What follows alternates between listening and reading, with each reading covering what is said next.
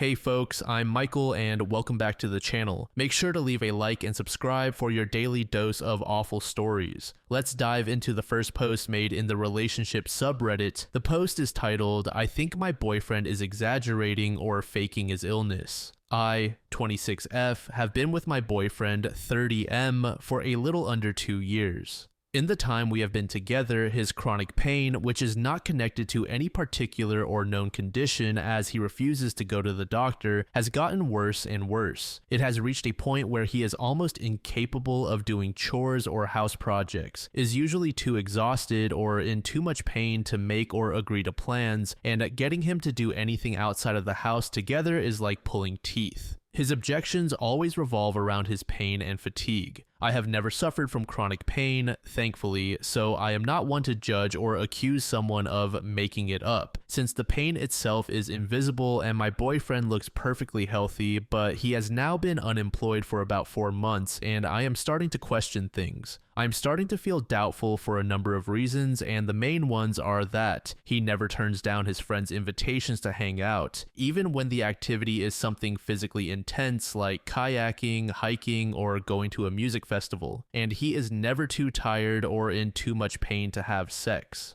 Over time, it has started to seem like he is conveniently in an unbearable amount of pain when he has to do something he is not all that interested in, for example, chores, and I am starting to feel hurt that he just does not seem to want to hang out with me outside of what we do lazing around the house. I have never accused him of faking or exaggerating his pain, but I have tried to talk to him about doing more fun things together, and it always circles back to his pain or him accusing me of trying to keep him from spending time with his friends, which I am not trying to do in any way. I have done a ton of research into autoimmune disorders and other conditions that could be causing his problem, always bringing my findings and suggestions to him, but he just does not believe a doctor or any traditional medicine will help him. I'm also bothered because when we go to family outings or parties that we are both invited to, it is rare, but it does happen, he will talk the ear off anyone who will listen about how bad his chronic pain is and how frustrating it is to not be able to find a solution. The thing is, he is not actually looking for a solution.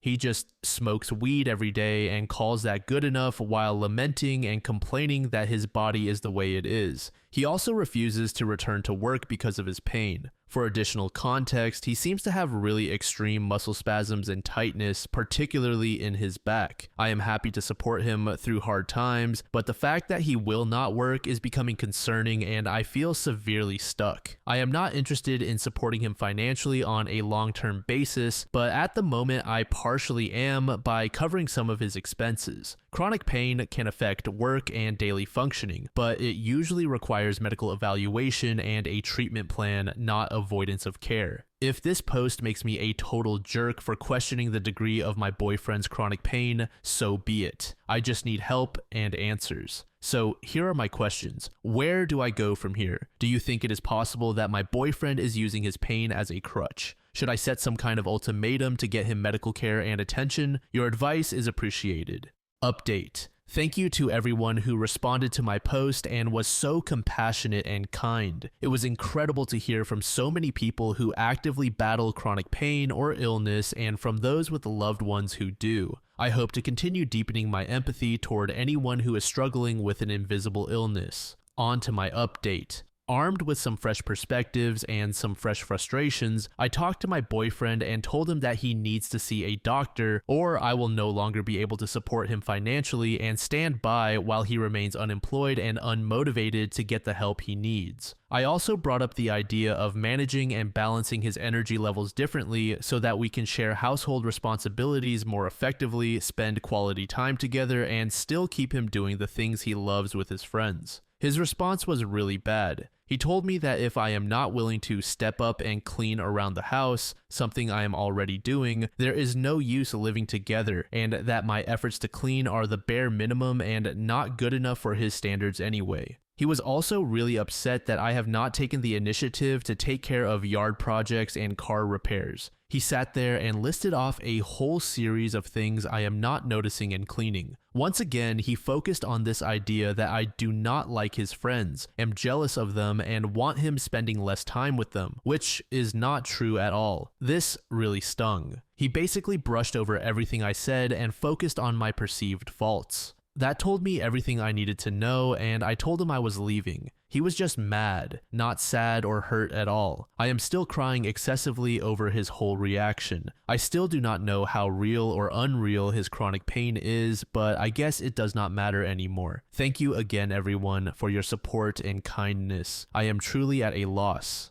Lil Miss Fecking said, OP, I remember your first post. I know you are very sad right now and you have a right to be, but do not let grief overstay its welcome. You are so much better off and he just lost his bang maid. Expect him to come crawling back when he realizes you are serious. Do not believe anything he says. This internet stranger is proud of you. You deserve someone who can be your partner regardless of whether they have an illness. That does not mean they are critical or cruel. A deleted user said, listen to me. You will wait a week or 2 or 4, but he will try to come back to you. You did everything for him and no one else is going to do that, especially while you are taking on all the financial burdens. He is done. He was absolutely faking it and you do not need to think twice about it. Update us when he comes crawling back or once his parents are done with him. Good for you. I remember this from the other day and I was so upset that you did all that for so long. You are going to be much better off in life and I am excited for you.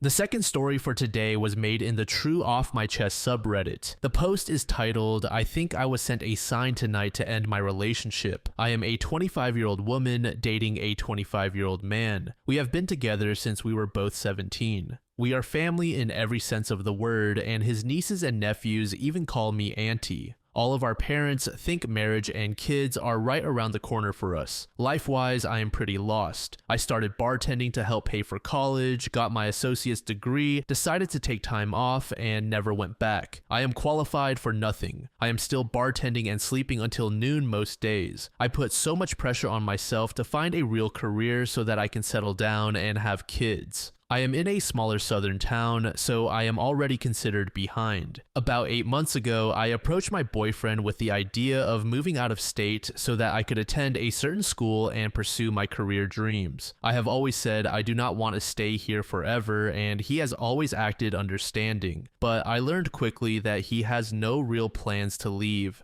Ever. This agonized me for months. I looked at apartments behind his back and fantasized about the move and what life could look like. Ultimately, I decided that choosing the school would be selfish. It would break his heart, shock our families, and mean that I wasted over 8 years of this man's life. Not to mention that I would be completely alone for the first time ever. I surrendered to the small town life. Tonight, an old friend visited me at work. He joined the military 2 years ago, and I have only seen him once since, so it was a shock. He started asking me about school and my career, and I shared that I had wanted to move but decided to stay. I was vague. He then told me how much his life has changed since joining the military, seeing new places, meeting new people, getting out of his comfort zone. He told me that you do not realize how small your world is until you leave. Then he looked me dead in the eye and said, you need to get out of here. The conversation left me shaken, but then I drove home one of my coworkers who is neurodivergent.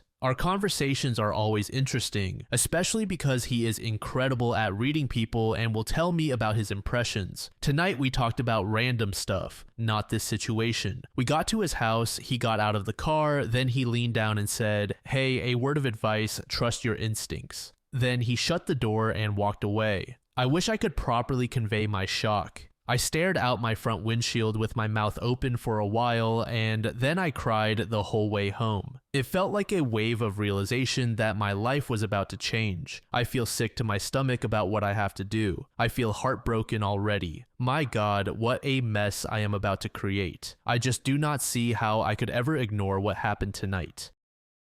OP is about to blow up her life because she finally realized she's been living someone else's. 8 years with a guy who has no real plans to leave ever isn't a relationship. It's a cage she built herself. She thinks moving would be selfish? Bullshit. Staying would be side. She's 25, bartending, sleeping till noon, and letting a small southern town's timeline dictate her life. She's not wasting 8 years by leaving. She's saving the next 50. Her boyfriend will be fine. The families will get over it. The nibblings will call someone else auntie. But if she stays, she'll resent him, hate herself, and wake up at 40 with nothing but regrets. She doesn't need permission. She needs a spine. The signs are clear. The advice is given. Now she either acts or admits she's too scared to live her own life.